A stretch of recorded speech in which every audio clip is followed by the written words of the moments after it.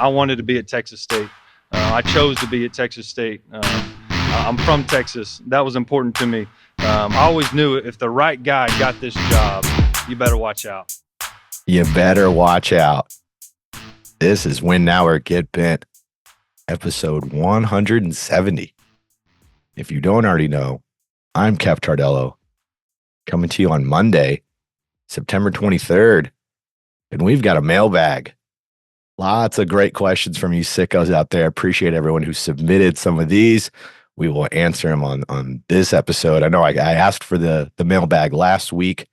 I was going to drop one right before the weekend, but it seemed like there was a lot of news up in the air, especially about realignment and everything. And that was a lot of your questions in the mailbag. So we let some of that develop and still don't have a crystal clear answer, but we're getting there. It's starting to reveal itself a little bit more as more stuff comes out about the Pac-12 and the American Athletic Conference and what that means for Texas State.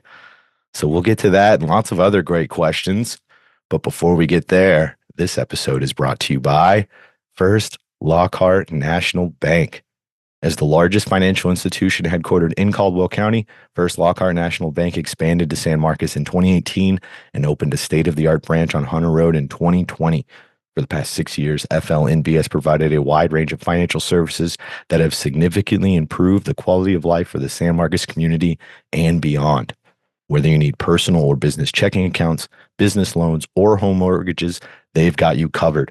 Plus, they offer innovative services like video banking, business banking, and a top-of-the-line mobile banking app.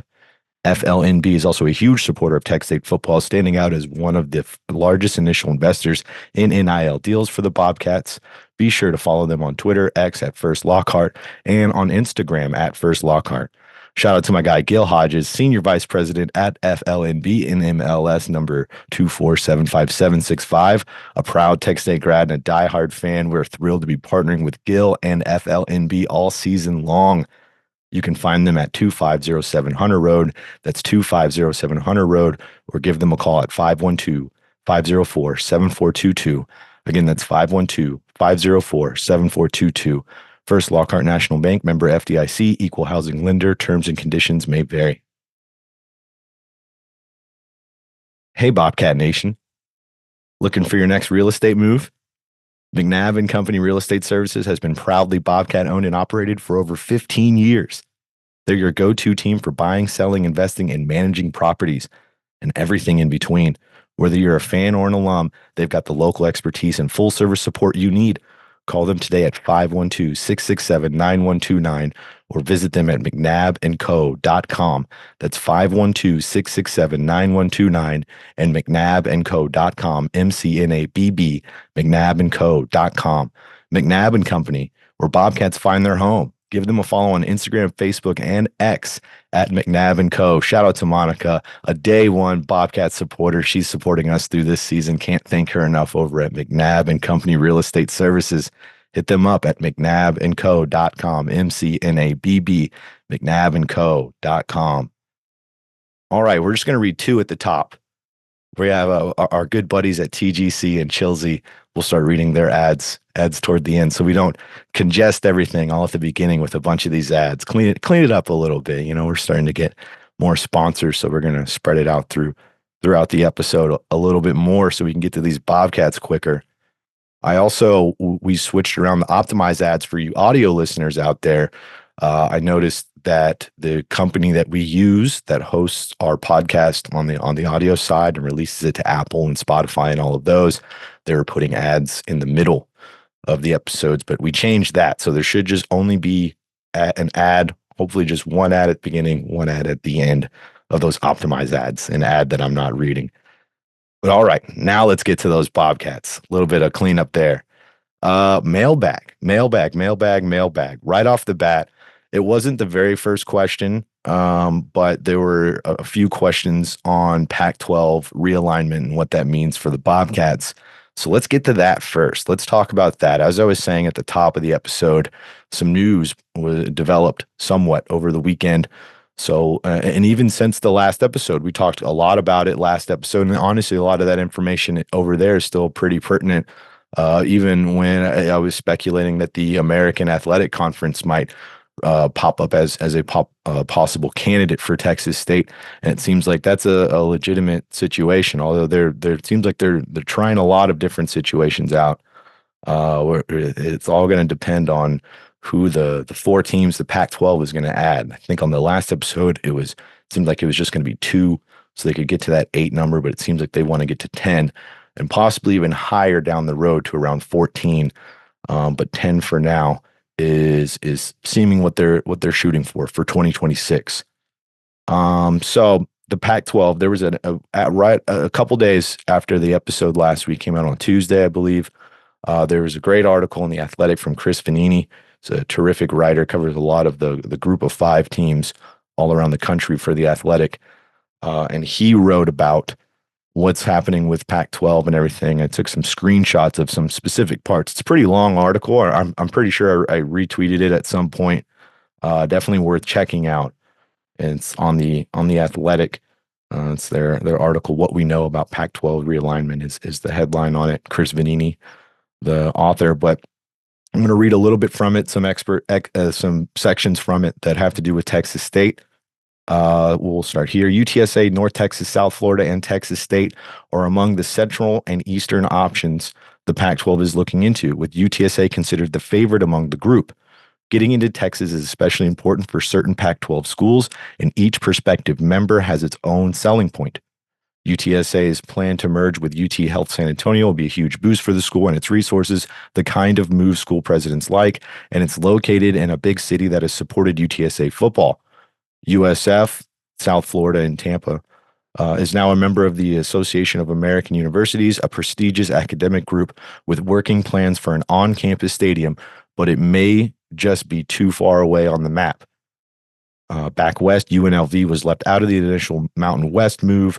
If you remember what that Mountain West move there is being talked about here, that is when San Diego State, Fresno State, and Colorado State, I'm missing another, Boise State, when they all moved from the Mountain West to the Pac-12, UNLV was one of those Mountain West schools that was left out. But now they are being considered. More on that. Sources familiar with discussions believe UTEP and Texas State are potential targets as FBS members who wouldn't have to make a transition. Sam Houston might be an option as well. This is for the Mountain West. Sorry, didn't start out the screenshot with that. Sam Houston might be an option too. New Mexico State is in the region, but the school is going through a presidential search, and New Mexico may not favor adding the Aggies. The question is, what kind of Mountain West these potential additional schools would be walking into? Texas State likely prefers the Sun Belt where it sits. I would say so over the Mountain West, or a possible future AAC invite. While Conference USA has a grant of rights that makes an exit fee larger, the only G5 league with such an agreement. So that was from a few days ago, and more has developed since then. But that was a good indicator that there is a little bit of we've seen a little bit of smoke with Texas State potentially going to the Pac-12, but it seems like there is a little bit of flames to go along with that as well. And then you even have Jeff Traylor, the UTSA coach. He confirmed there has been a real conversation with UTSA and the Pac-12 that is legitimate. They are being targeted by the Pac-12, it seems, or at least having conversations about joining the Pac-12. We haven't gotten to talk to GJ Kinney yet because it was an idle week for the Bobcats, no press conference or anything. We'll be able to do that tomorrow. I can imagine he won't say much. He'll be like, "Oh, that's the administration. It's not my department," things like that. That's the kind of answers I anticipate from GJ Kinney. But of course, we gotta ask about it. So we'll see what he says about it. But there is quite a bit of legitimacy to this Pac-12, this run. It's interesting because there's even been, I can remember rumors from the spring on maroonandgolden.com, in the message boards where people were saying that, and it was like, yeah, okay, sure, way back in the spring, but now it's like it's seeming more and more legitimate. I guess I haven't even gotten to the questions yet, but let's go to these Pac-12 questions. I started laying that out before I started actually answering the question. Let's do this one. It's from Curtis Spillman at Curtis Spillman 2 on Twitter. Thanks, Curtis, for this one. Is there any meat behind us joining the Pac-12 or any conference, or is it all just clickbait? Obviously, from what we're going through, we're finding some legitimacy to it. And then LA Nation at the LA Nation. What would the benefits of joining the Pac-12? I just want to have a couple of teams where we could drive to their games. That's totally understandable. So both of those, I just want to get those questions out before I keep going on in this tangent about realignment. And I will get to the other questions. Don't fret if you ask something about realignment, but it seems like it's pretty important information. As far as Pac-12 targets, some more stuff developed over the weekend. Brett McMurphy of Action Network, he reported on Saturday that UNLV and Utah State were actually the top targets for the Pac-12. Those are both members of the Mountain West Conference. They are also targeting some sort of combination of Memphis, Tulane, USF, and UTSA. USF is the one school that we didn't talk about in the last episode with all this realignment. That seemed like, man, that might be too far way down in Florida on the east side for the Pac-12. But it doesn't seem like that's the case. That's one that they are legitimately targeting. But it seemed like, okay, well, now it seems like Pac-12 is going to go ahead and just keep taking Mountain West teams. They've already taken 4, and now they're going to take 2 more to be 6.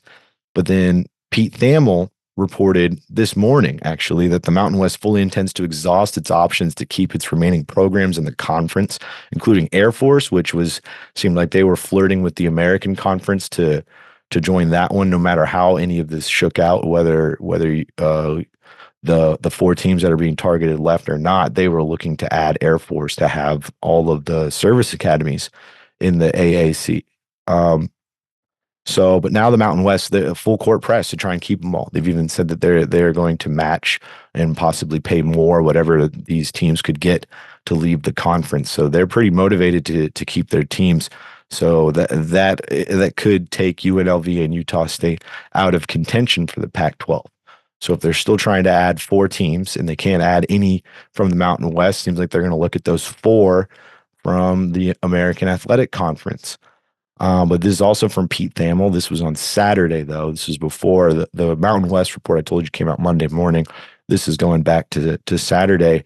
He reported that the AAC exit fees could be as high as $27.5 million. I will say that number is contended by some, specifically Jared Kalmus at Alamo Audible, saying that he doesn't think it would be nearly that much for UTSA. But a really high exit fee that might scare away some teams if it is that high, if it is close to 30 million. It seems like it's almost the inverse of tactics to keep your teams. The Mountain West is like, hey, we'll pay you gobs of money if you stay here. We'll outbid the other conferences that are trying to get you. And you have the American Athletic Conference that is just like, well, you are the stipulations of this contract. You're gonna have to pay us a lot of money. So it's kind of interesting. So it'll be interesting to see how much those exit fees are going to end up being for these American athletic teams, and if that does scare away some of them, because I would feel like it seems that they are targeting the American Athletic Conference teams ahead of Texas State. Specifically, they're trying to get into Texas. It seems UTSA is the leader there. It would seem like some of those teams would have to turn that down for Texas State to be a true legitimate candidate for the Pac-12. They're trying. They're obviously trying, and we'll go through how the Bobcats are trying. They're doing a social media push. They're doing some things to really try, and obviously they're doing things. I say social media push. They're doing a lot on the back end. I'm sure phone calls and a lot of politicking to try and get the Bobcats on the forefront of this discussion for the Pac-12. But it seems like one of those teams would have to turn it down. And if they don't turn it down and they go to the Pac-12, that leaves space open in the AAC for the Bobcats as well. And that would be, I know I said on the last podcast that would be more of a parallel move going from the Sun Belt to the American Athletic Conference. But I was actually mistaken on the TV money and how much Texas State is making and how much the American athletic teams are making. Let's see, I wrote a note here. Sunbelt and the ACC TV deals, they aren't the same. The Sunbelt divides $8 million between 14 schools. And so when I was saying that 7 million number, I guess before it was 7 million, that was the number that they divided among schools. And now usually when you read about these TV deals, like the American Athletic Conference, they're paying their teams what is it, 7 million per year. Yeah, the AAC pays out around 7 million per year. It seems like it fluctuates a little bit between what teams and how that specific year goes. But usually these TV deals, that's how they're listed. They'll say yeah, they're making 7 million per team with this deal, but the Sun Belt, that's all they have is 8 million between 14 schools, which is around 570,000 per team, I'm assuming, which that seems low. It's weird that there's not a clear number on how much the Sun Belt TV deal is per team out there. That seems like something that I need to press about. I thought we knew the number. That's kind of why I've never really asked questions or, even tried to submit paperwork for information. But yeah, that seems low. That's why I think it's got to be more than that 570,000 a year. But if that is true, then any type of move to the whether it's the AAC, it's 7 million a year, or whatever is going to happen with the Pac-12, which right now is being estimated between 11 and 15 million a year, it still seems high to me considering the teams they're bringing in. But if they can really, really get that amount, they're doing their job at the negotiating table. But even if they fall short of that, and it's more than the Bobcats deal, what they're making in the Sun Belt, then that alone right there, that type of money, that's the big benefit of joining a different conference. It won't be considered a power conference right off the bat, or even maybe never again at all. A lot of that has to do with resources and money and how much these teams are making. But it would be a jump for the Bobcats, either one of those conferences, whether they can hit the big target and go to the Pac-12 like they're trying, or get into the AAC. And in the AAC, you have UNT and Rice and in-state rivals, games you can drive to. I know that was part of the question. So the AAC is really not a bad consolation prize if that's how it shakes out, because it seems like the Pac-12, that's a pretty tough one. A lot of teams are fighting to get in there. They want that Pac-12 invite. I mentioned UNT. I know they've been talked about in the mix, although we see less and less about UNT as it goes on. So it's interesting how this is all developing. Where was this in July when we were all scrambling for content, and now we're getting this. We're getting this in week 4, week 5 of the season. But it's fascinating stuff to see how this is going to develop. And how with realignment, the ripple effect, it affects everybody. It hits everybody. But it seems that, and they're pushing, as I was saying earlier, it's K-Damp. It was on Twitter. Dr. Kelly Damphus called him K-Damp. The school president of Texas State is dropping breadcrumbs on Twitter. The OMG flag that he's been sending to game day, to wave a Texas State flag on game day to get some more exposure, get him on national television. He sent our guy Robert. I know he's a sicko listening. Shout out to Robert. He always works every game too at UFCU Stadium, working hard for the Bobcats, and pulled extra duty on an idle week by driving all the way to Oklahoma. I think I saw Mike McDaniel made the trip too. I know he listened as well. So shout out to both of them. But they stood next to Old Crimson and the Dam flag, which are Old Crimson is the game day flag that they send to game day for Washington State, and the Dam flag is Oregon State's flag. So a little bit of politicking, get the Texas State logo next to these Pac-12 teams, the two Pac-12 teams that are the originals, if you will, of what's left of the 6 teams in there right now, trying to butter them up a little bit. And he had this one was a little more cryptic last night. I think some of you read more into it than was there. But on Sunday night, he tweeted out that how much he appreciates the waterfowl because they seem so calm on the surface, but their legs are churning underneath the water. They're always staying busy, but on the surface they seem calm and stoic and at peace. I think he was kind of hinting that they're doing a lot of work in the background. That's what I read that as. Some of you tried to really break it down. I saw Hunter Schuler. He had the Charlie Day from It's Always Sunny in Philadelphia meme out there pointing at the board, looking all crazy, trying to connect all these dots, talking about that the Pac-12 needs a duck, and that's what he's talking about, trying to refer to that. I don't think that's what that was. I think he was just more so saying he's working hard on the back end. Can't give a lot of answers right now, but they're doing stuff, so they're trying. And it's great that the Bobcats are even in contention and being considered. That they're able to at least try. We'll see how they can do it. It seems, for I think at this point, obviously the Pac-12 for traveling reasons that I can understand why some of you are like, oh man, playing these teams on the West Coast and traveling all these miles and everything, that's going to be a big downfall of joining the Pac-12 with the extra money that makes up for a whole lot. The extra exposure of being in a more prominent conference as well. It's just not whether it's legitimate or not, but it's at least more well-known conference. It's one of the more recognizable brands in college football as opposed to the Sun Belt. No offense to Sun Belt. Sun Belt's a great conference. They've been doing great things moving up and forward, but the Pac-12 is more recognizable, so that will increase the profile of the brand. As well as more resources. I can't get over that. That's the biggest benefit is more money that goes towards everything. You've been to UFCU Stadium, you see what they're doing there, all those renovations, all these things that they're fixing up. They max out at $28K right now at UFCU Stadium. I'm sure they want to make that more, add some seats to that. You need more money for that. So that would change everything, being able to join that. But at the same time, there's a lot of other suitors in the way. UTSA, they got a jump start. They've been successful for 5 years. They've been doing some terrific things. They have conference titles. So I totally understand why they are being considered ahead of Texas State. But it is nice that Texas State they've turned it around and they're peaking at the right time.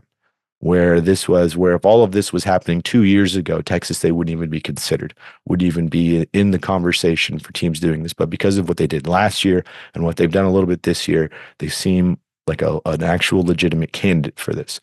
So they are peaking and moving up at the right time. I think no matter what happens, however this shakes out, Pac-12, whatever, it seems like the Bobcats are really trying to move and make more money, because that's what this place will need to grow if they want to keep up the momentum, keep that stadium filled, stay competitive. They're going to have to make some moves to make more money. You'd be in tougher competition, no doubt, in whatever conference they would go into. I say that about the American, but I think they're on par with the Sun Belt as far as competition. But this variation of the Pac-12, who knows if that would be better than what's going on. But that was a lot. That was a lot on realignment for the questions on that. I hope we haven't answered a whole lot, but in conclusion, the Pac-12, it would be it's the top target for them, but the American wouldn't be a bad consolation prize. They're at least trying and making moves, and moving to either of those conferences has loads of benefits. Instead of staying put in the Sun Belt, you can actually you can do so much more by making that move. So I get why they're trying to do it. But hey, even if it doesn't work out and they don't move, it's still in a really good conference, like I was saying, with the Sun Belt. Hey, sickos, doing a little bit of time traveling here. Everything you heard was from Monday morning. I'm coming to you on Tuesday morning because after I recorded what you just listened to, a lot more information developed. So I'm here with an update before we get to the rest of the pod after I answer the rest of your questions. Appreciate everyone again for the mailbag. Sorry for this delay before we jump into it, but there's a lot of news going on with this, so we gotta address it. But a quick update after I recorded what you just listened to: Memphis, Tulane, USF, and UTSA all reaffirmed their commitment to the American Athletic Conference. They all had a post that they put up on X and social media that said that they're declaring that they are still strong in the American Athletic Conference and nobody's going to leave. I even thought it was funny. UAB also put out, they reaffirmed their commitment as well. And it wasn't like, oh, okay, thanks. Nobody was asking, but it's good to know that you're still in there. But those three, Memphis, Tulane, USF, and UTSA, are remaining in the Athletic Conference, American Athletic Conference, excuse me. UNLV and Air Force did the same for the Mountain West. They reaffirmed their commitment to the Mountain West. They were with 8 teams in the Mountain West. They want to remain 8 strong there. But then Utah State, they somewhat backtracked on that commitment from all the Mountain West teams, and they accepted an offer to the Pac-12, which moves the Pac-12 to 7 teams when you include Utah State. Now, this created a little bit of a situation for Air Force and UNLV, who just reaffirmed their commitment to the Mountain West, assuming there would be 8 teams. Now, without 8 teams, and now 8 teams, that's the minimum that a conference needs to remain an FBS conference is 8 teams. And the Pac-12, obviously, they want to get to 8 teams to remain one. Both sides do, but they have until July 2026 to get there. But both teams are at 7 right now, with UNLV and Air Force kicking the tires again on some other conferences. UNLV is kicking the tires on the Pac-12. Air Force is looking at the American Athletic Conference, which has 15 teams, and 2 of those are the other service academies, Navy and Army, and they want to join in with Air Force, get all of them, and they also get a nice round number in the conference at 16. But right now, the Mountain West has 7 teams, and the Pac-12 has 7 teams. So both are right under that 18 threshold that is needed. What's kind of the anticipated consensus of what's going to happen with this is a reverse merger, which is a term that I learned due to this whole process. I never heard of a reverse merger where they'll combine and possibly go by the Pac-12, take the rest of the Mountain West, those 7 teams, combine them to the Pac-12, make a 14-team conference. That's what a lot of people are assuming will happen. It's all up in the air right now. It could be that the Pac-12 is still looking for other teams. With the Mountain West, they're also, if they're not doing this reverse merger, they need to add another team to have 8, to have that minimum. So for Texas State, what this means for the Bobcats, all of this, we've talked about it before, realignment, the ripple effect, it's bound to reach its way to San Marcos. They remain in the mix for both conferences, the Pac-12 and the American Athletic Conference. Chris Vanini, who we talked about at the beginning of this episode, he put out 2 more reports yesterday after all this stuff was happening. One of them said the Bobcats were being potentially targeted by the Pac-12, and then another one said that the American Athletic Conference is also checking out the Bobcats. I wonder. There's also been rumors of the Mountain West looking at the Bobcats. I can't imagine they'd be interested in that one.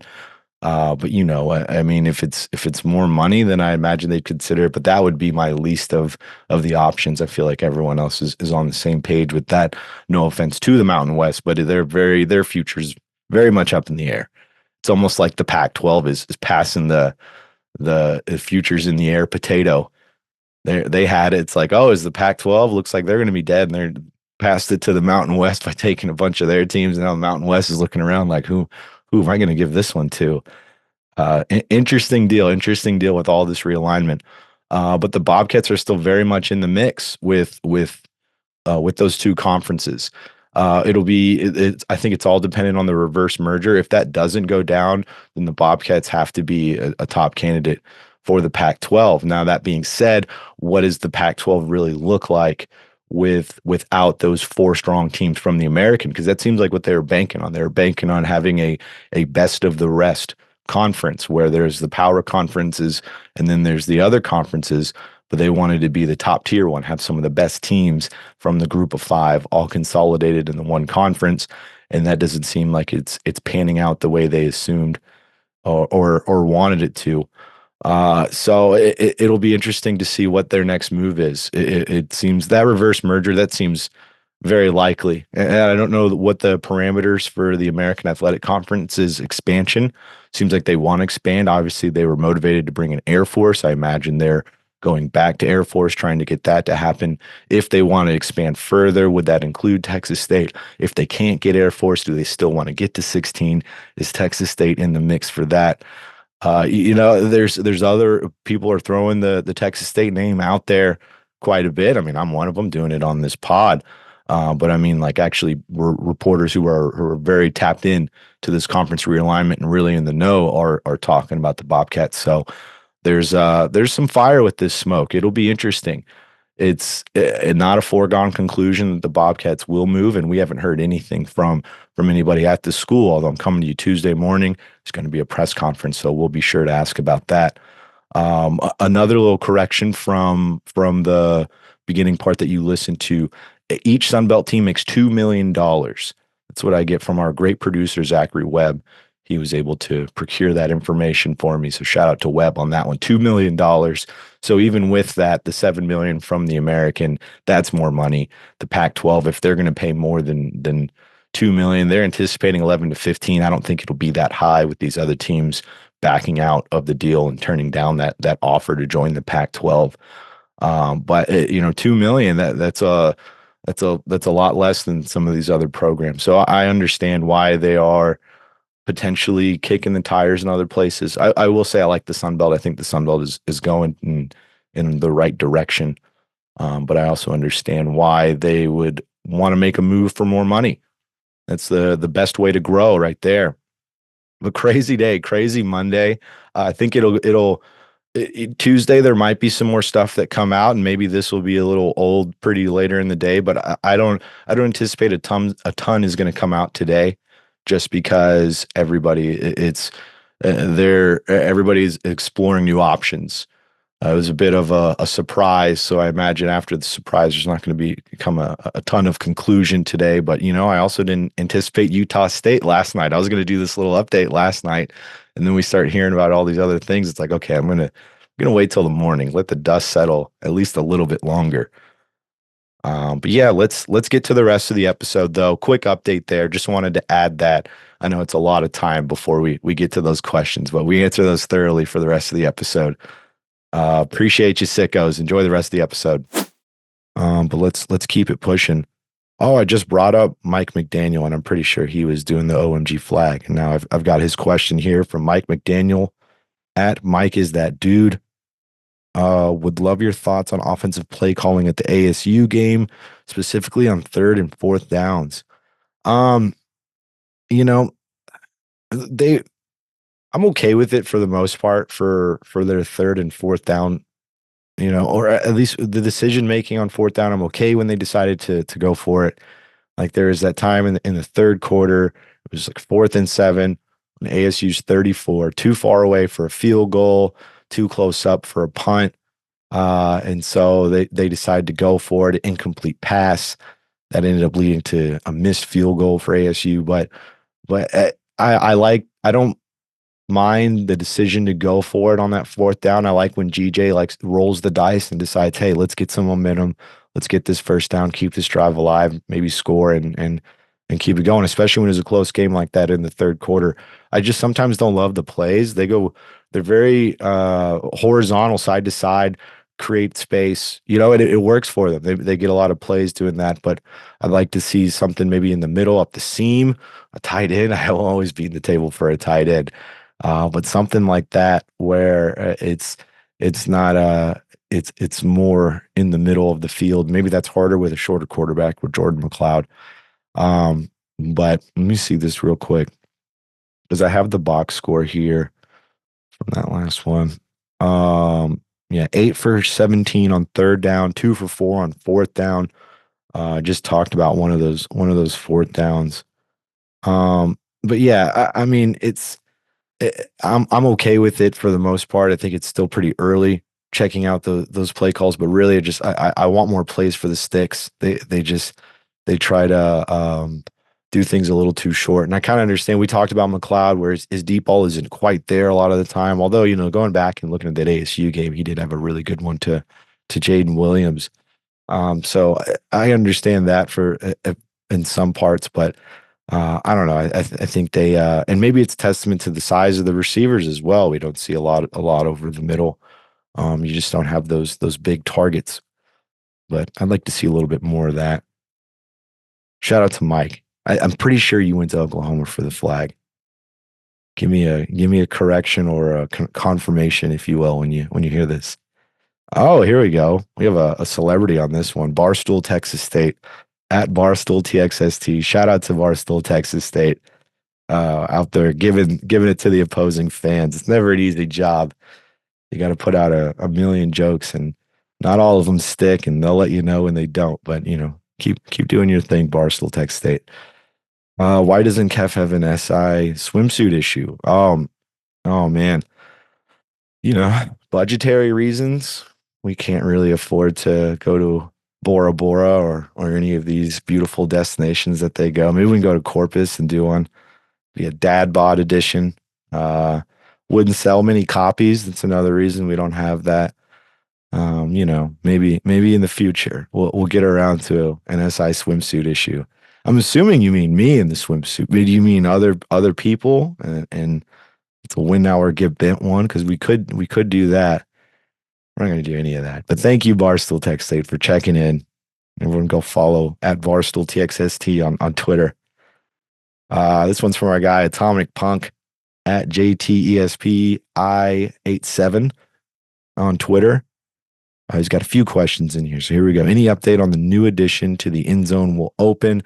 No, I don't have an update. I know they were shooting to actually have it done sooner than now, but you saw the last game against ASU. They took down the cushions over the pillars in that south end zone, gave a little bit more space for people like the Wizard, our great producer Zachary Webb. When he's filming the game, you can actually not get run over because that's something we didn't point out on one of those touchdowns against UTSA 49-10 in that game. One of those touchdowns we didn't have a great angle in the cinematic recap because a UTSA defender who got beat on the route ran into Webb and hit his monopod where he was holding his camera, holding on a stick that keeps it steady, and knocked it over. So that was pretty funny. But now that's opened up, so that wouldn't happen now. They're really cranking on it. I will say we show up for Tuesdays at press conferences and they have to tell them to, hey, tamper down that we're trying to record in here because they're going. They're even the other day they were chiseling through concrete. And I was like, that sounds hard.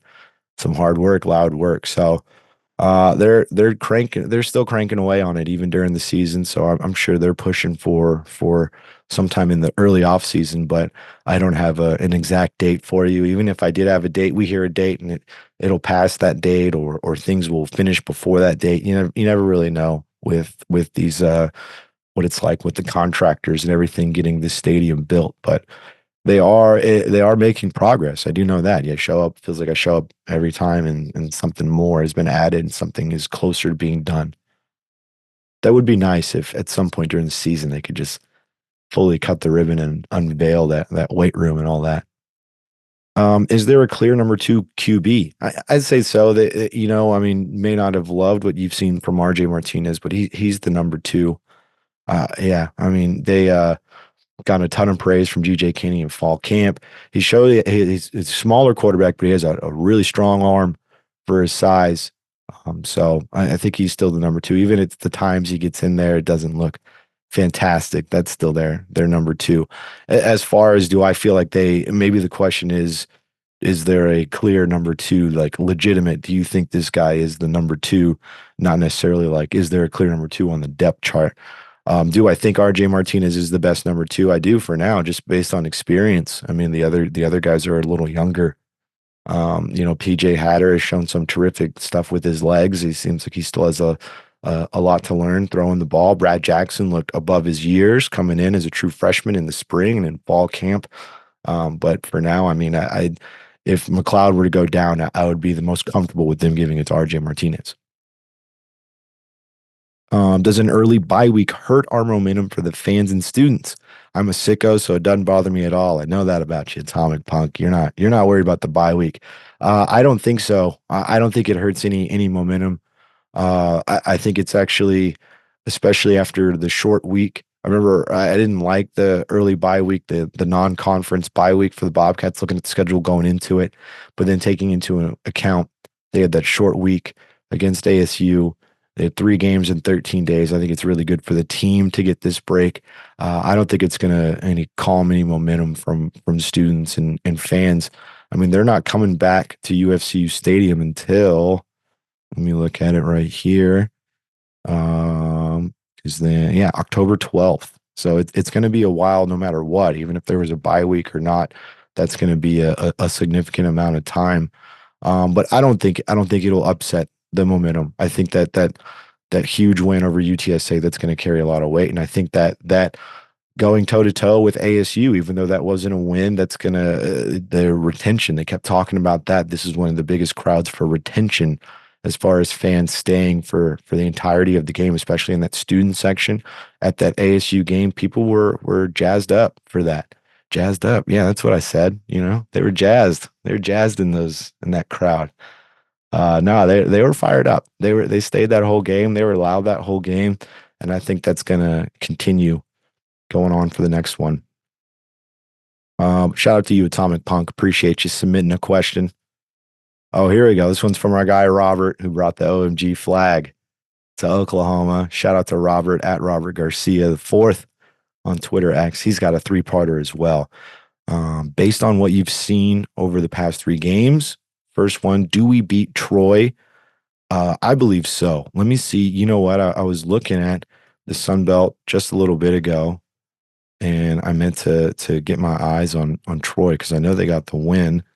And I was trying to see who it was over. Florida A&M. Yeah, okay. They started the season 0-3, lost in Nevada, Memphis, Iowa. Three pretty good opponents. But Troy losing their coach, losing a handful of players. I feel like this is the year that 0-9 tag for the Bobcats against Troy, that's going to change. They're going to get that first win over Troy. Because we've talked about the 0 first. They got the one over UTSA. They have the one with Louisiana. Oh, that's even the next question. So we'll get there. And then this one with Troy. So they are 0-9 against Troy. They're 0-10 against Louisiana. Do we finally beat Louisiana? I feel like this is as beatable Louisiana team as I've seen. Watched them play Tulane last week and they lost. I feel watching that team against Tulane and even the week before, I was like, okay, Texas State is better than Louisiana. It's a tough team with the Ragin' Cajuns. They're always a good opponent. It's a funky game on a Tuesday night. I still feel really good about those two, Troy and ULL. And even Troy, backtracking to the first part of the question with Troy, when I did my season prediction, I said 10-2. I said they're going to lose those 2 Alabama games, Troy and South Alabama. I've changed my tune a little bit. I still feel 10-2, but I'm going to trade that Troy game for the Arizona State one that they lost last time out. So I think that they'll still beat Troy and get to those 10 wins. I do still feel confident with the third part of Robert's question, South Alabama. I think that South Alabama is a lot more powerful than some of us may have anticipated. Let's see. They started 0-2, but they won 87-10 over Northwestern State. 87-10, most points by an FBS team since the 90s. I'm pretty sure I saw that somewhere. And then 48-14 over App State, just smacked App State in Boone as well. I was watching that game. I was shocked. I mean, South Alabama is, Gio Lopez was really getting things cooking. They have a lot of weapons. Major Applewhite as the head coach of the Jags. I think that South Alabama is a really good team. I think that game that they're playing, it's going to be on Friday, Black Friday, to end the season on the road. I think there's a lot of just like I talked about with Louisiana, that's a funky game on a Tuesday. We're talking about this one being funky as well. It's a Friday game the day after Thanksgiving on the road and all the way in Alabama. So I feel like that's where their other loss will come. But we're talking about a long winning streak from now until then. I mean, I've got them beating Sam Houston, Troy, Arkansas State, Old Dominion, Louisiana, ULM, Southern Miss, and Georgia State. Georgia State, don't sleep on Georgia State. They're actually a little better than I anticipated going into this year. And even that Old Dominion game, they're not doing. They have some really good defensive players, and that's why I like them. But I think the Bobcats will still beat them. But yeah, I'm still confident in 10-2 with this Texas State team. I really liked what I saw in the first 3 games. 3 games in 13 days and not a lot of injuries, which is fantastic. I think that's a testament to the depth of this team. It's finally to a point where you can cycle in enough players where players are playing when they're exhausted, and that playing while you're exhausted will then lead to injuries. Most of the time, that's a lot of these injuries. It's the circumstances surrounding them, but because they're able to give guys rest and cycle through, specifically on the defensive line and even on the offensive line, we talked about them, how they're moving guys around, how they're moving Strawn or I'm sorry, Nash Jones from guard to guard at those positions. And even Talik Lockett getting a lot of praise from I saw a rookie watch anticipating that he'll get drafted, so that's really good. But they're able to give players more rest, and I think that's uh, given me a lot of confidence. So that's why I'm still confident, even though we saw that Arizona State loss. In my fall camp prediction, I still feel pretty good about that 10-2 mark, but just think they beat Troy and they'll lose to South Alabama. Appreciate you, Robert. Thanks for making that trip to Oklahoma as well. I have to get you a koozie the next game, October 12th. That's a long way away for a home game. Obviously this one's at Sam Houston State, or it's in Houston at NRG Stadium. Hosted by Sam Houston State, but technically not at their home stadium. So I'll be at this one, no doubt. This one's from our guy Goose for Heisman. We haven't heard from our guy Goose in a minute. At Goose for Heisman. Shout out to Goose. Here it seems he appears to have written this like Boomhauer from the great show King of the Hill. If you love Texas, you'll love that show, King of the Hill. It's still a good one. I think I was just watching like last year on Hulu or something like that. So it's still around. It's still hanging about. The boom. I'm trying to translate it. Man, them boys at that dang old Megalomart, and asking about that to GJ and them two high safeties. And does he believe that dang old too high? Does he agree with that ESPN guy with the bad haircut? We're gonna. I appreciate the effort on the Boomhauer. I've tried to read through it, but I think I can decipher it. Maybe I've been in Texas too long. I can read this because it just for those of you listening and watching at home, it's all mashed. This is all one word, this entire question. But I think he's asking about the too high safety thing that's being talked about a lot on ESPN. Mel Kiper saying the too high safety is ruining the NFL. That too high safeties keep teams from throwing the ball deep, and therefore there's not a lot of scoring. Really funny, really old man yelling at clouds to have that take with the too high safeties. Obviously the safeties are further back in today's game because they pass the ball more. I mean, it's just strategy. They already nerfed the game enough for the defense, which I'm fine with, because a lot of these, I know a lot of them make fans mad with targeting and all these other things. I think the hip drop, trying to ban that's a little silly. But I understand trying to avoid a lot of these helmet to helmet hits. Because of concussions and everything, that's a big issue, and they're trying to do what they can to cut back on it, or at least appear to look like they're trying to cut back on it. But to nerf it even more, to be like, okay, the safeties can't get that far back. What does that mean for like a prevent defense? They can't line up too far? I mean, and obviously in the question it was like, ask GJ about it. I'll ask GJ about it, Goose. I'll ask him how he feels about two high safeties. I can tell you that the 4-2-5 that they run, they keep two back pretty often. Free safety and a strong safety, and then they'll keep a nickel pretty close to the box, either in the box or in the middle ground. So I know GJ's, they like the two high safety. Silly. I not blaming. I think that's, I would say it's just something they need to talk about, but it's in the middle of the season, so I don't know why he decided to bring that up then. I also think maybe he said it, Mel Kiper being on the ESPN draft analyst. I think he said it not thinking it would blow up as much, but yeah, it's an interesting take. Shout out to my guy Goose. Appreciate you throwing the question out there. Hope all is well in the great state of New Mexico. This one's from our guy Logan at Logan Beast 23. What's up, Logan? Hope you're well. Who do you view as our toughest opponent we have left? Yeah, I talked about South Alabama. I think they're gearing up to really be a high-powered offense from what I saw those last two games. I mean, I didn't watch the Northwestern State one where they scored 87. I did watch when they played App State. I was gobsmacked by what they were doing. This offense can really put up points. Obviously, just a two-game It's just been the last two games, but there were a few signs early on too when they went 0-2 in those first two. Because what were those? They started 0-2. Sorry, I want to see this. I know they were pretty good opponents that they went 0-2 against also.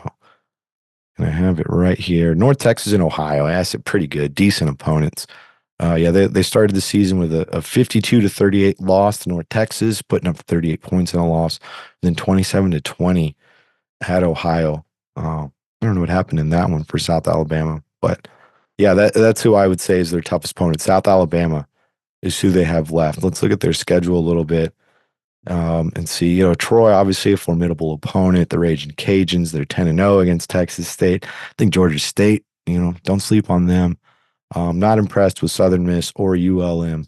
ODU, I like players they have, but I don't think that's anything I'm overly concerned about. But yeah, that's why I'd say South Alabama. They actually have a really fortunate with this schedule. It's not as tough as some of these other ones have been.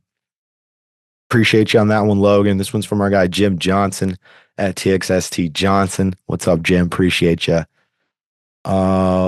Who's the biggest trap game opponents on the schedule outside of Sam Houston State? Obviously South Alabama isn't a trap game, obviously. But I would say Arkansas State is looking really good to me. I don't know if that's considered a trap game. I say pretty good, even though they're losing. It's still a really good team. I like their quarterback Raynor. I like the things that they do. I don't know if is it a trap game if the team put up 77 points on you last season, because that's what happened with Arkansas State. But let me look at their deal. Yeah, they've lost the last two games to Michigan and Ohio State. They're likely going to lose their next game to South Alabama. So yeah, I mean they're going to be playing the Bobcats. They're looking like they might be on a 3-game losing streak, ready to smack somebody. Even though the Bobcats, if they do have that losing streak, they're probably going to be the favored team in that game. So I would imagine Arkansas State, thinking about how we put up 77 on these guys and they're favored, they're going to come in ready to hit somebody. So I don't know. Keep an eye on Arkansas State. I guess it says opponents plural. That's my biggest one though. Arkansas State. It's probably my biggest trap game. Hey, I mentioned ODU. They have some good players. That's a road game. Watch out for Old Dominion, especially because what are they right now? Let's look at their record. They are 0-3. Old Dominion. Who have they played? South Carolina, East Carolina, and Virginia Tech. They're 0-3, but those are three decent opponents.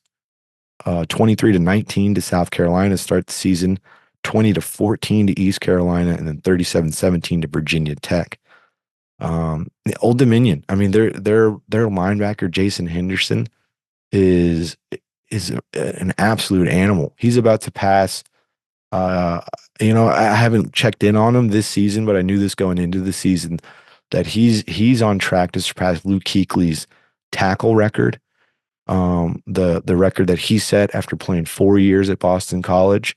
He's not only going to pass that one, which seemed like an unpassable one, at least after 4 years, but that one was actually beaten by Carlton Marshall, Troy player. He did it in 5 years. He has the current all-time tackles record, but Henderson is about to pass Marshall's spot after just 4 years.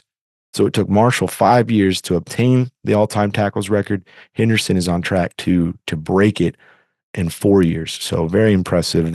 He's a handful of good players at Old Dominion. So I'd watch out for that one as well. And I wouldn't call Louisiana a trap game, but a Tuesday night, that's always a weird one. Feels like it's got a trap laid there. But yeah, I'd say Arkansas State is probably my number one trap. And then my dark horse trap game, I'd give that to Old Dominion. Thanks, Jim. Appreciate you. Hope you're well.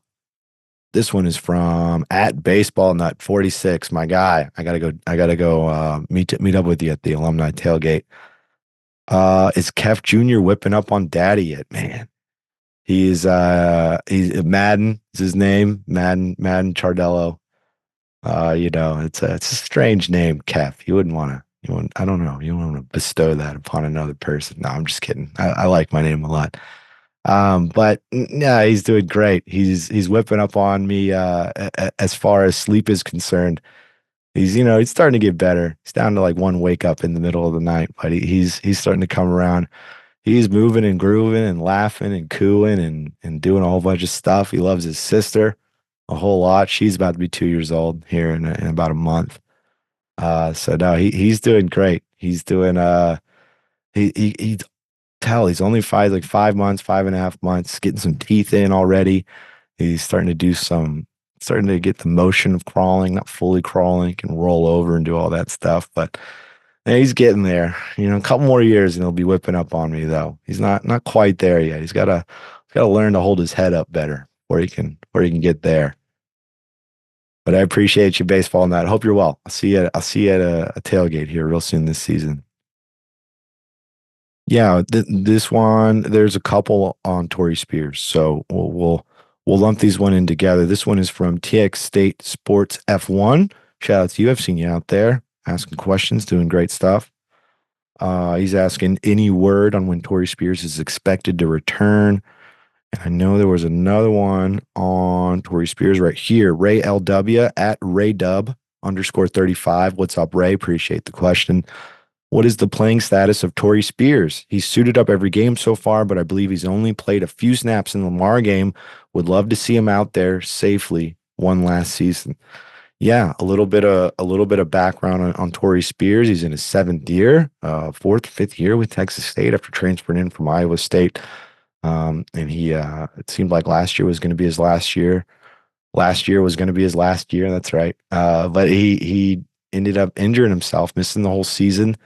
It took him a while to come back, was able to get cleared in fall camp. And I think that it's more precautionary, not throwing him out there the first 3 games a whole lot. He has been dressed. He was even dressed for the Arizona State game. I remember I saw him out there and I thought to myself, wonder if we're going to see 12 on the back end of this defense. Didn't see it a whole lot. If he got out there, I missed it. But we've talked about it, the safety depth. They really need some help there, and getting Tory Spears back would be huge. I don't have a timetable on that return.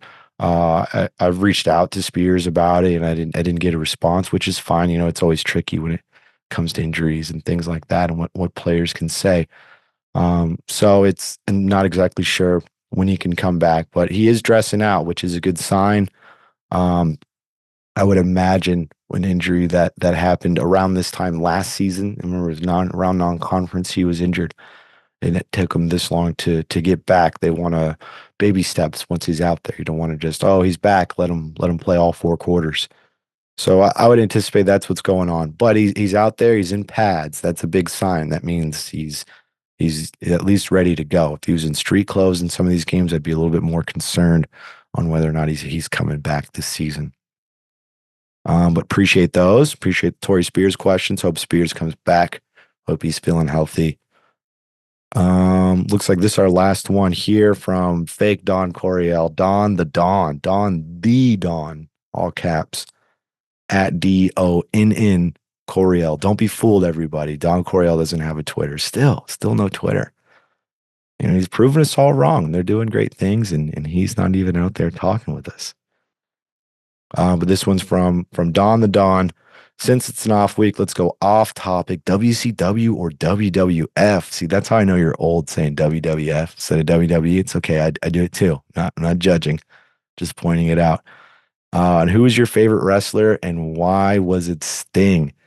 You know what? Right off the bat, you go WCW with Sting. I was all about the WCW. I love the NWO. I like the NWO, but actually my main guys were Goldberg and Diamond Dallas Page. I don't know, they're two vastly different guys, but I was probably more of a Diamond Dallas Page guy than Goldberg, but I like both of them equally. I just like the aesthetic of the NWO. I like the colors that they'd wear. I like the attitude that they'd have.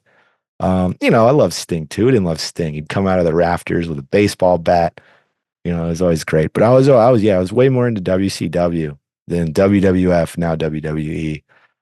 I actually went to a WWE wrestling match in 5th grade with my dad and my brother, UTSA grad. Yeah, that 4910, it still feels great. Yeah, we went to a WWE match and we actually saw Stone Cold versus The Rock way back. It was real early before either one was super. Stone Cold was pretty famous, but The Rock was more a heel at this time. Freeman Coliseum in San Antonio, we went. I almost convinced my dad to buy me a foam hand with a middle finger. He didn't realize it was a middle finger until right before we got it. Almost got that one. So I liked WWF for a little bit. But I think that experience was pretty eye-opening to my dad about how rowdy WWF was, and it was I think I was relegated to WCW after that. Wasn't allowed to jump into that world as much, at least when they weren't looking. Switch the channel over on those Monday nights. But I've honestly haven't been into wrestling since sixth grade. It's been a long time. I like when people tweet about it, talk about it. I get a little interested somewhat, but I haven't watched in forever. I have a son now, so maybe he'll get into it. That'll be fun. I'm sure he'll have his wrestler phase. We all had it. We all had to have it. That was a fun question. Good one, Don. Fake Don Coryell. Can't fool me. Yeah, that looked like that was the last one. So that was good stuff. Appreciate all the questions, all of you submitting those. We're going to have some good stuff coming this week. Obviously, the Sam Houston State game is coming up. We're going to have a press conference on Tuesday with GJ Kinney. So we'll ask a lot of questions about realignment, all that good stuff. And we'll have more to talk about. So we'll have more episodes previewing that game and all that good stuff. Oh, before we wrap up this show, this episode was brought to you by TGC LLC, the GalindoCollective.com. That's GALINDO, GalindoCollective.com, a team of professional consultants dedicated to helping others realize their business potential through people planning and practice. Their services cover a wide range of areas such as business strategy, marketing, human resources, and financial planning. If you own property or a business and want to maximize its profitability, contact TGC at thegalindocollective.com and follow their social media platforms on Twitter at TGC_LLC and on Instagram and Facebook at the Galindo Collective. Shout out to my guy, Rick Galindo, a true Tech State sicko, a Tech State grad. TGC LLC has been with us since last season. They're with us all through this season, and they're even helping some of you get to the games with our ticket giveaway brought to you by TGC. So stay ready for those, for the home games. We're giving away more tickets coming up. Thanks to TGC, the GalindoCollective.com. That's GALINDO, the GalindoCollective.com. And one more for our guys at Chilsey. Can't forget Chilsey, CHILLZEY. You can get custom tumblers like this great one I'm holding up on our YouTube channel. If you're watching, youtube.com/winnoworgetbent, like, subscribe, comment, all that good stuff. You can get a custom tumbler just like this one, any logo that you want to put on there, any color that you want. And if you order 6 or more of these and you punch in Bobcats at the checkout, they're $15 a piece, which is a great deal. Great deal. We also have koozies, awesome koozies from Chilsey right here. You can see these Win Now or Get Bent koozies. We've got a white one, got a black one. We've got some other colored ones. Here you go. Here's a camo one right there. If you're watching on YouTube, you can see it. Bang, got camo as well. They have lots of color koozies, lots of assortments. You put any custom logo you want in there, a Win Now or Get Bent logo, and they'll hook you up. We'll be handing out koozies at home games, so check us out. Look for us at games, reach out to us, and we'll make sure we get you a koozie. Shout out to my guy, Dennis Redding, his son, Bryson, true Tech State sickos. I know Dennis is a Tech State grad, always going to the games, rooting for the Bobcats. He's been helping us get you these koozies since last season, so can't thank them enough. Check them out at chilsey.com, CHILLZEY.com. Check out our Patreon page, patreon.com/winnoworgetbent. Check out our merch site. I've got the awesome Win Now or Get Bent shirt on right here. Check that one out, WNOGB.com. Our YouTube channel, Win Now or Get Bent. Like, subscribe, comment, all that good stuff. Hope you're watching on there. If you're listening in the audio version as well, thank you for that. Make sure you stay subscribed there. A lot of you are. We have awesome numbers on the audio side. I never want to neglect that and forget that. I've had some people ask, hey, is it better if I listen on the YouTube? Is it support y'all more if I listen on YouTube or audio? The answer is both. No, but the real answer is whichever one you want to consume. Either side helps us. So however you like to consume it, keep being an audio head. If that's how you do it, that's how I listen to pods. So I totally get it. Check us out on Twitter at Win Now or Get Bent, and on Instagram at WNOGB. I feel like I need to uniform those. Maybe make both of them at WNOGB. Might switch that for Twitter. There you go. Some live action thought process for you.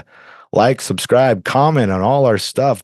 Big shout out to First Lockhart National Bank, to McNabb Real Estate Services, to TGC LLC, to Chilsey, to our great producer, Zachary Webb, the Wizard. Go check out the cinematic recap from the Arizona State game. Obviously didn't shake out the way you wanted, but still some great highlights in there. Go check that one out. Thank you to our great intern, Reese Largett. And of course, you sickos out there. Without you, we would be shouting into the void. So thank you for tuning in and supporting us and helping us grow as the Bobcats grow. We'll continue to keep you updated throughout this 2024 season. All right, sickos. Win now or get bent.